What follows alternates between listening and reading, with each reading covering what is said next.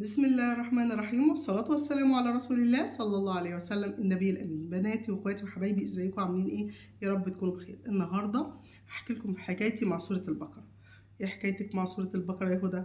حكايتي مع سورة البقرة ان انا بعد ما خلصت الكلية بتاعتي بدأ ربنا يكرمني بعرسان رايحة وجاية وما بيحصلش نصيب، يا اما من ناحيتي يا اما من ناحية العريس. طيب ماشي.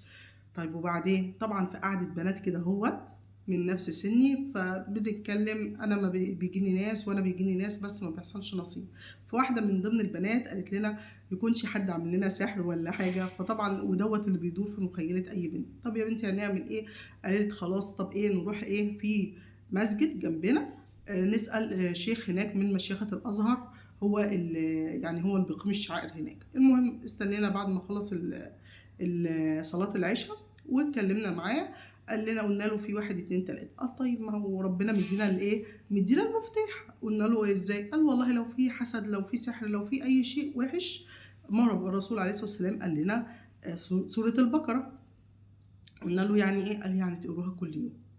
كل يوم يا شيخ مش طويله. قال طب نسمعها نشغلها في البيت؟ قال لا والله خير، عايزين تشغلوها في البيت شغلوها، بس لازم تقعدي على طهارة، تكوني متوضية وتقعدي على طهارة وتمسكي المصحف بتاعك وتقريها في جلسة واحدة. يعني ايه في جلسة واحدة؟ يعني وانتي قاعدة تخلصي سورة البقرة. ممكن تقومي تعملي حاجة تشربيها، يعني تعملي اي حاجة بسيطة بس ترجعي تاني ايه، تقعدي. يفضل انها في قعدة واحدة تقرأي سورة البقرة. طيب ماشي. رجعنا كلنا، ربنا كرمنا وفعلا كلنا طبقناها. ويشاء السميع العليم ان الحمد لله كلنا في خلال سنة ربنا يرزقنا بالزوج الصالح. يعني كل واحدة فينا ربنا كرمها وتزوجت. طيب ادي اول طلب لأي بنت. طيب خلاص ماشي، تزوجت. وكانت الشقة بتاعتي في البداية ما كانتش اللي هي الواو، او ما كانتش هي الشقة الواسعة، بس كنت انا راضية وحامدة والحمد لله والشكر لله، كل ربنا يجيبه خير.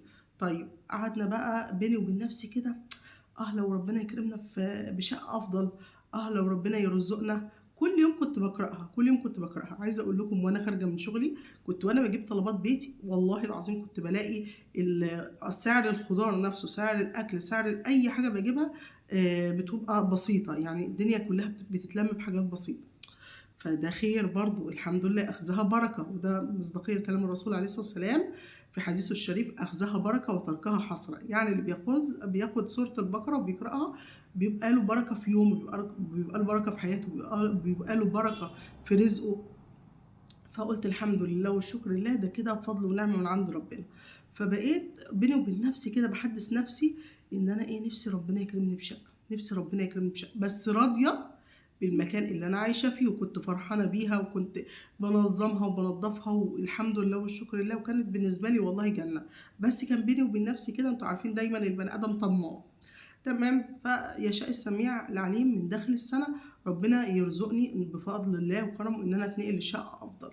فبرضك داومت عليها. بدأت يخرج من حياتي ناس وحزنت جدا على خروجهم من حياتي، لكن سبحان الله ربنا رزقني وعرفت ان الناس ديت كان وجودي في حياتهم ما كانش حلو، ووجودهم في حياتي ما كانش حلو. فالحمد لله والشكر لله على سورة البقرة. وعايزة اقول لكم من سنتين بالظبط شفت شيخ على ما اعتقد اسمه حاجة حجازي على اليوتيوب، كان بيتكلم على فوائد سورة البقرة، ان انت لو قريتيها 4 مرات. اقراها 4 مرات يا شيخ، اقروها 4 مرات وشوفوا الخير والبركه والرزق اللي هيجيلكم. فعلا الحمد لله والشكر لله ربنا قدرني وبقيت اقراها 4 مرات. مره الصبح اللي انا متعوده عليها، اللي هي حبيبتي وصاحبتي، اللي انا كنت مسميه سوره البقره حبيبتي وصاحبتي، اللي انا ما اقدرش يوم يعدي عليا من غير ما اقرا سوره البقره. عايزه اقول لكم الفتره دي تدعوا لي على الثبات، ان انا بقالي يومين كده اهوت مش عارفه اقراها، بس الحمد لله والشكر لله ربنا يرزقني وارجع اقراها تاني. الفتره اللي انا قلت لكم عليها اللي شفت فيها الشيخ على اليوتيوب بيقول ان نقراها 4 مرات، ربنا اكرمني في الفتره ديت وبدات اقراها 4 مرات. مره الصبح اللي هي دي حبيبتي اللي ما اقدرش، يعني بفضل الله وكرمه ما كنتش اقدر استغنى عنها، و... و3 مرات بعد كده على بالليل كده بعد صلاه العشاء او بعد صلاه المغرب، كنت بقعد بعد الصلاه بمسك المصحف واقعد اقراها. عايزه اقول لكم 3 مرات ورا بعض. يعني هيك بصوا، سوره البقره في الاول بتاخد من ساعه ونص لساعه في في الاول ممكن ناخد، اللي متعود يقرا قران باستمرار ممكن ياخدها في ساعه وربع، في ساعه، لكن اللي مش متعود على قراءه القران هتقعدي تقريها ساعه ونص، ساعه ونص، ساعه ونص. بعد كده هو من مداومه القراءه هتقريها في الجلسه الواحده ساعه الا ربع، ساعة إلا ربع. فبدأت أقرأ سورة البقرة على بالليل كده 3 مرات، 3 مرات غير المرة الأولانية. عايزة أقول لكم فعلا دي حقيقة، ربنا رزقني ساعتها برزق من واسع. بس بصراحة مش هكذب عليكم، ما قدرتش أداوم على ال4 مرات، ما قدرتش أداوم على ال4 مرات. فقلت الحمد لله والشكر لله، هي مرة الحمد لله فضل ونعمة من عند ربنا. بس يعني أنا بشتكي لكم نفسي، أنا الفترة اللي فاتت ديت معرفش إيه اللي حصل، والله سبحان الله بقالي كام يوم كده مش عارفة أقراها.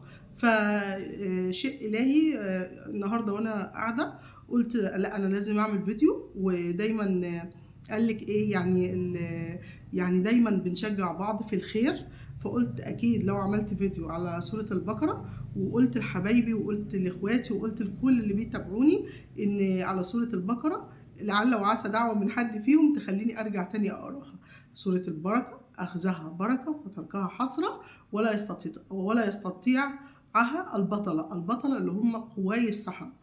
قواي السحرة يعني لو حد بيمكر لك، لو حد بيأذيك بسحر أو حسد أو أي شيء، هتبص تلاقي الحمد لله ربنا بيحصلك بسورة البقرة، بيعمل زي سور بينك وبين أي شر، وبيرزقك بكل خير. فيعني مين بني آدم يقدر يعمل لي كل الحوار ده؟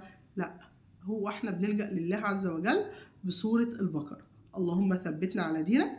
ما تنسوش تدعوا لي ان انا ارجع تاني اقراها، وما ننساش نعمل لايك وسبسكرايب ودعوة حلوة. واستودعكم الله الذي لا تضيع ودائعه، ومع السلامة.